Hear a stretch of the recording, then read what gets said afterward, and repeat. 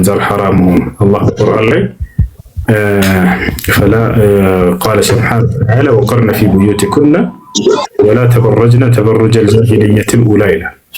ሴቶች ሆይ ቤታችሁ እርጉ እንደ ቀደምት ማየማን ዘመን ሴቶች መገላለጥን አትገላለጡ ብሏል። ስለዚህ አይቻልም። እኛም አይቻልም። ያሽ ቁማርም እያሉ ነው የሚያውቁት ሰዎች። ቁማር ካለ ሐራም ነው፣ ክልክል። ቁማር በኢስላም ተከልክሏል። እሺ ይሄኛው ምን ነበር? ታዲያ ጌም የሚጫወቱት አለ እሱ ነገር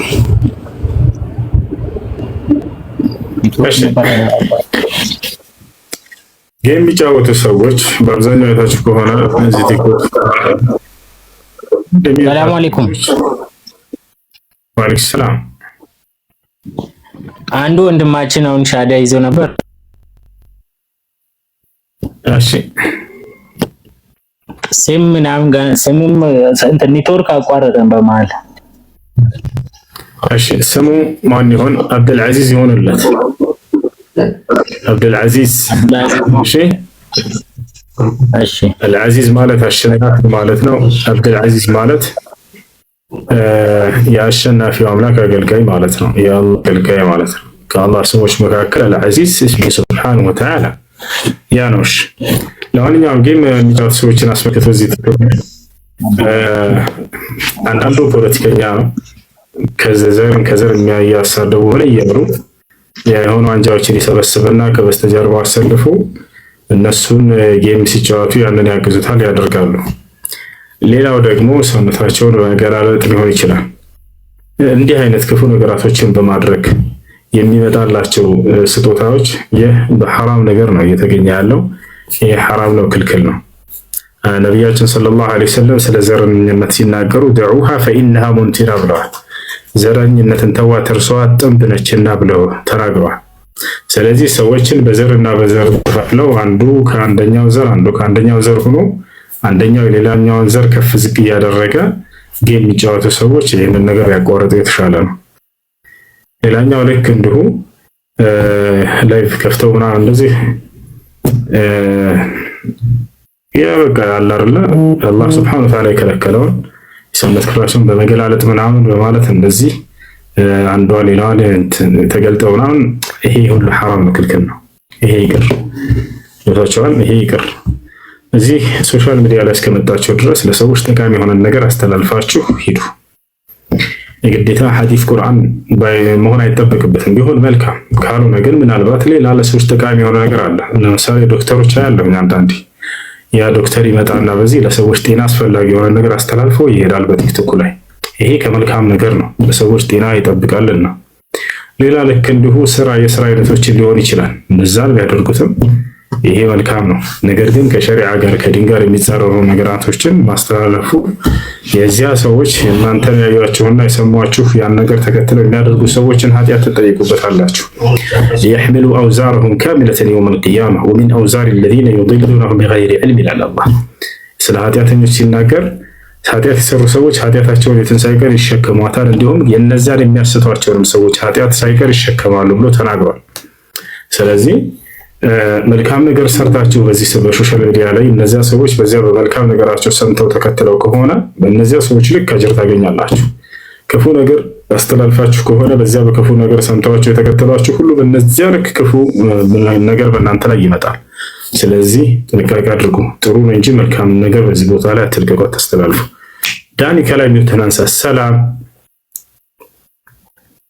ዳኒ ወረድክሽ። ሌላ ጥያቄ ያለው ሰው አለ? ክርስቲያን ካለ መግባት ነው። ሰላም አለይኩም። አለይኩም ሰላም። እንትን ጥያቄ ነበረኝ እሱ ምንድነው ጥያቄ መሰለክ? ትናንት ከአንድ ጓደኛዬ ጋር ሳወራ አራት ሚስት መፈቀድ ያው ባልና ሚስቶች ናቸው። ከነሱ ጋር ሳወራ አራት ሚስት መፈቀዱ ኖርማል አይደለም አይነት ነገር ወሬ ሲነሳ አይ ነቢያችን ረሱል ሰለላሁ ዐለይሂ ወሰለም ያገቧቸው እንኳን ከእድሜያቸው የሚበልጡ ፕላስ ደግሞ እንደዚህ ባሮቻቸው ላይክ ሰው ሊያገባቸው የማይችሉትና ምናምን እንደዚህ ሲባል ሰምቻለሁ። እኔ ግን አምናት ሹር እርግጠኛ ሆኜ እነግራቸዋለሁ አልኳቸው። ግን በእናንተ ደግሞ ህግ አለ ወይ? ዳዊት 8 ሚስቶች ነው እግዚአብሔር ሰጠው የሚል ነገር አለ ሰምቻለሁ ንጽጽር ቤት ላይና ይሄን ብትነግረኝ ላይክ ከአንድ በላይ እንደሚያገቡ ይሄን ብቻ እንድትነግረኝ ነበር የፈለኩኝ። እና ረሱል ሰለላሁ ዐለይሂ ወሰለም ደግሞ 4 ሲያገቡ ላይክ እንድትነግረኝ መርሐባ።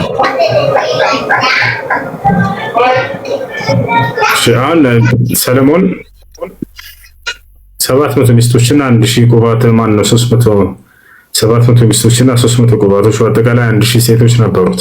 እሱን ትፈልጋለህ ላሳየህ? እሺ አሳየኝ፣ እንትኑን ቁጥሩን አሳየኝና እኔ እንድነግራቸው ነው። ከዚህ ፕላስ ደግሞ እንደዛ ብዬ ስነግረው ሰለሞን ነው 700 ቅምጥ እና 1000 ሚስት የሚለው ማለት ነው ስነግረው ራሳቸው ነው በራሳቸው ትእዛዝ ነው እንጂ ፈጣሪ ያዟቸው አይደለም ምናምን ነገር አለችኝና አይደለም የለም በራሳቸው ምናምን የሚል የለም። አንዲት ቦታ ላይ ፈጣሪ ሲከለክላቸው አታይም እንዳው ለምን ከአንድ በላይ ያገባቸው ብሎ አልከለከለም። ለምን ከአንድ በላይ ያገባቸው ብሎ የከለከለበት ቦታ የለም። እንዳውም እግዚአብሔር ከአንድ በላይ ሚስትን ሰው ቢያገባ እንዴት ማስተዳደር እንዳለበት ህግና ስርዓትን አውጥቷል። ህግና ስርዓትን የሚያወጣው ለፈቀደው ነገር ነው። ባይፈቅድ ኖሮ ህግና ስርዓትን ያወጣል? አያወጣም። ከመሰረቱ ይከለክላል አይደል እንዴ? ስለዚህ እግዚአብሔር መጽሐፍ ቅዱስ ላይ አንድ ሰው ሁለት ሚስት ቢኖረው እንዴት ማስተዳደር እንዳለበት ተናግሯል። እሱንም እናሳያቸዋለን። እዚህ ጋር ሰለሞን 700 ሚስቶች እንዳሉት ተመልከቱ። ለእርሱም ወይዛዝርት የሆኑ 700 ሚስቶችና 300 ቁባቶችም ነበሩት አለ። ያ ሰላም። ስለዚህ ሰለሞን የእግዚአብሔር ሰው እኔ አባት ሆነሃለሁ ብሎታል። ሰለሞን ልብ በሉ፣ ቀልድ ሰው አይደለም። እኔ አባት ሆነሃለሁ አንተም ልጄ ትሆንልኛለህ ብሎታል።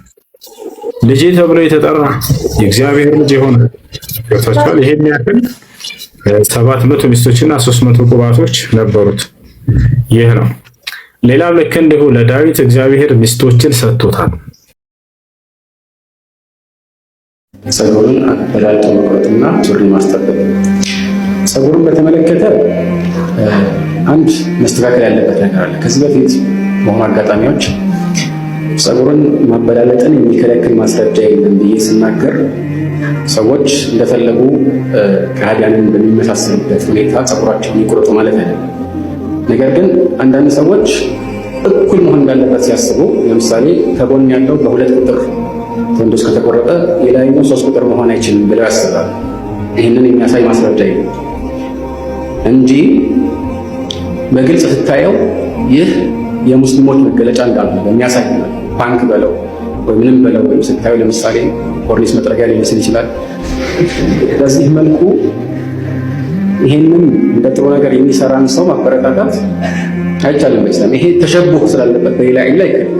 ግን ቀዛዕ የሚባለው በሐዲስ ላይ ተከለከለው። ቀዛዕ የሚባለው ሐልቁ ጋዕ ራስ ተርኩ ጋዕ የጭንቅላት የተወሰነ ክፍል ላጭቶ ሁሉም ታሪፍ ላይ የሚጠቅሱት የተወሰነ ላጭቶ የተወሰነውን መተው እና ማበላለጡ ችግር የለም ሲባል ይሄን ያህል ማበላለጥ ማለት ነው። ለምሳሌ በጣም ተጠንቅቀህ እየለካህ እያንዳንዷን ጫፍ ድረስ ስንት ቁጥር ነው ወይም ደግሞ በሚሊ ሜትር እየለካህ እኩል ማድረግ ሸርጥ አይደለም ለማለት እንጂ እንደፈለጋችሁ ባንክ ተቆረ